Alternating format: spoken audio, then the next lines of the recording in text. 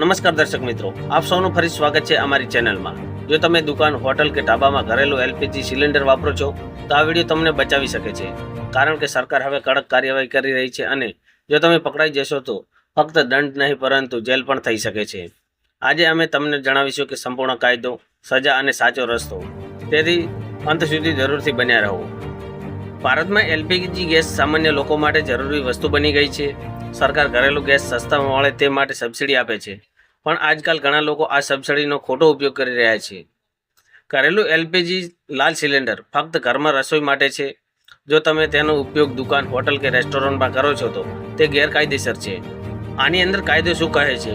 તો દર્શક મિત્રો, આવશ્યક ચીજ વસ્તુ અધિનિયમ 1955 હેઠળ આ ગુનો ગણાય છે। સેક્શન 7 મુજબ 3 મહિનાથી 7 વર્ષ સુધીની જેલ પણ થઈ શકે છે, ભારે દંડ પણ થઈ શકે છે અને સિલિન્ડર પણ જપ્ત થઈ શકે છે। અને હા દર્શક મિત્રો, જો તમે પકડાશો તો શું થશે? તો દર્શક મિત્રો, દરોડા દરમિયાન સિલિન્ડર જપ્ત થશે, દુકાન સીલ થઈ જશે અને લાયસન્સ પણ રદ થઈ શકે છે। સરકાર દ્વારા આ કાયદો કેમ કડક કરવામાં આવ્યો? તો દર્શક મિત્રો, સબસિડીનો દુરુપયોગ રોકવા માટે, ગરીબ લોકોને ગેસ મળી રહે અને દુર્ઘટના અટકાવવા માટે આ કાયદો કડક કરવામાં આવ્યો છે।